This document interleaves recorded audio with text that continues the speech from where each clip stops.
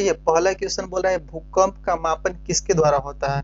देखिए हम आप लोग को बता चुके हैं भूकंप मापन का सबसे सटीक तरीका रिक्टर स्केल द्वारा किया जाता है। रिक्टर स्केल द्वारा किया जाता है। कि नदियों में बाढ़ आने का प्रमुख कारण क्या है। देखिए ऑप्शन नंबर ए बोल रहा है जल की अधिकता, बी में है नदी की तली में अवसाद का जमा होना, सी में है वर्षा का न होना और डी में है इनमें से कोई नहीं। देखिए अगर ऑप्शन में ये रहता है ए और बी दोनों, तब हम ए और बी दोनों को टिक करते, पर एक ही को टिक करना है तो यहाँ पे हम लोग ऑप्शन नंबर ए को टिक करेंगे। ऑप्शन ए यहाँ पे सटीक है। देखिए अगला क्वेश्चन है कि इनमें से कौन प्राकृतिक आपदा नहीं है।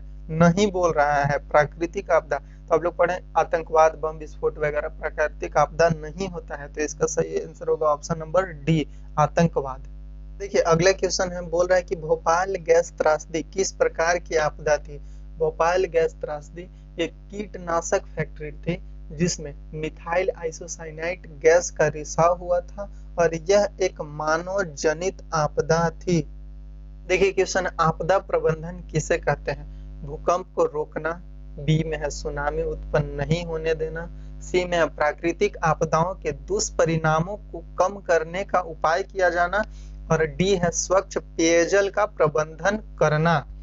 देखिए वैसे तो इसमें से ऑप्शन सी सटीक है और इसका सही आंसर भी ऑप्शन सी ही होना चाहिए। सही आंसर इसका होगा सी, ऑप्शन नंबर सी। देखिए आप लोग जानते हैं कि आपदा आने के बाद या जब आपदा आने की सूचना मिल जाती है तो उसके दुष्परिणामों को रोकना ही क्या कहलाता है, आपदा प्रबंधन कहलाता है। चलिए अगला क्वेश्चन हम लोग देखेंगे। 7वां क्वेश्चन कह रहा है कि इनमें कौन मानव जनित आपदा नहीं है। आप लोग क्वेश्चन थोड़ा अच्छे से पढ़ा कीजिए। बोल रहा है कि इनमें कौन मानव जनित आपदा नहीं है।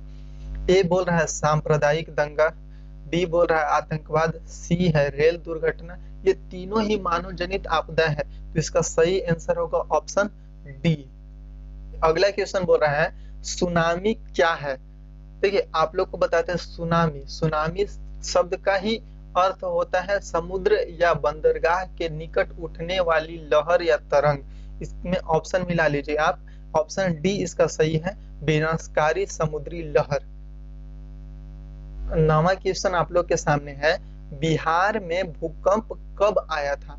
तो देखिए बिहार में भूकंप जो आया था वो 1934 ईस्वी में आया था और इस भूकंप के बाद महात्मा गांधी ने भी बिहार का दौरा किया था और इस भूकंप को बिहार नेपाल भूकंप के नाम से जाना जाता है। 10वां क्वेश्चन है भूकंप किस प्रकार की आपदा है।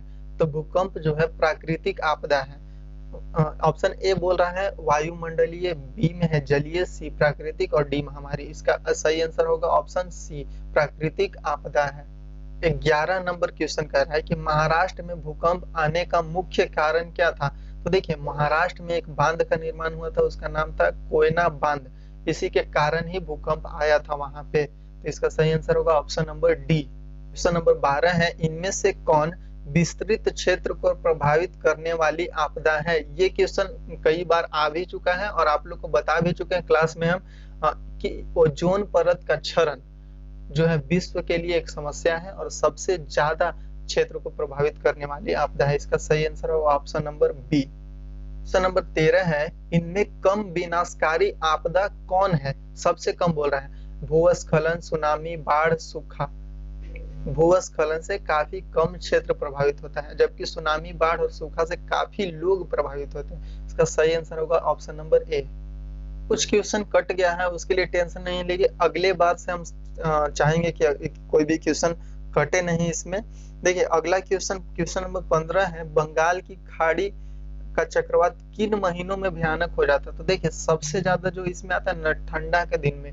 ठंडा का दिन कहने का मतलब है अक्टूबर नवंबर के मंथ में जब यहाँ पे बंगाल की खाड़ी में चक्रवात आता है उस टाइम में सबसे ज्यादा भयानक होता है। इसका सही आंसर होगा डी, ऑप्शन नंबर डी अक्टूबर नवंबर। क्वेश्चन है इनमें कौन भारत का सूखा क्षेत्र माना जाता है। देखिए पूर्वी राजस्थान, पूरा मध्य प्रदेश, कर्नाटक का पठार और ये सभी 4 ऑप्शन है आप लोग के पास और तीनों ही क्षेत्र है ना ऑप्शन ए, बी और सी, ये तीनों ही क्षेत्र में सूखा क्षेत्र माना जाता है, तीनों ही क्षेत्रों को सूखा क्षेत्र माना जाता है, इसलिए इसका सही आंसर होगा ऑप्शन डी।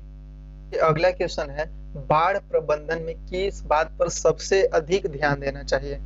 देखिए बाढ़ प्रबंधन में सबसे अधिक, देखिए बांधों के टूटने से ही ज्यादातर बाढ़ आते हैं, इसलिए सबसे ज्यादा नदी के दोनों ओर तटबंधों का निर्माण होना चाहिए।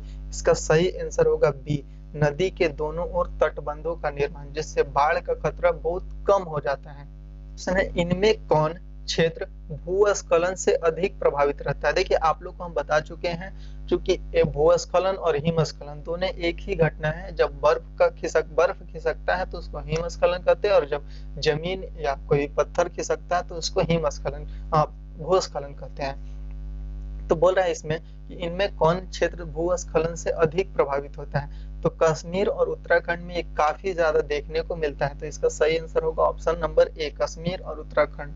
क्वेश्चन नंबर 19 कट गया है, पर क्वेश्चन हम आप लोग को बता देते हैं। क्वेश्चन है कि सुनामी किस भाषा का शब्द है? तो सुनामी हिंदी भाषा का शब्द नहीं है और ना ही अंग्रेजी भाषा का शब्द है। आप लोग को बताते हैं कि सुनामी शब्द का सबसे पहले प्रयोग जापानी मछुआरों द्वारा किया गया था, तो इसका सही आंसर होगा ऑप्शन नंबर सी। और देखिए एक और चीज इसमें इंपॉर्टेंट बात बताते हैं, और आप लोग पढ़े थे मानसून, तो मानसून जो होता है ना अरबी भाषा का शब्द है। कौन सी भाषा? तो अरबी भाषा का शब्द है, मानसून अरबी भाषा का शब्द है, तो इसको याद रखिएगा। आप लोग के सामने आज का लास्ट क्वेश्चन 20वां है, बाढ़ क्या है? ऑप्शन नंबर ए है प्राकृतिक आपदा, बी मानव जनित आपदा, सी में बोल रहा है सामान्य आपदा, और ऑप्शन डी है इनमें से कोई नहीं। देखिए आप लोग के लिए क्वेश्चन बहुत आसान है, इसका सही आंसर होगा ए प्राकृतिक आपदा। आज के लिए धन्यवाद, वीडियो को लाइक कर दीजिएगा।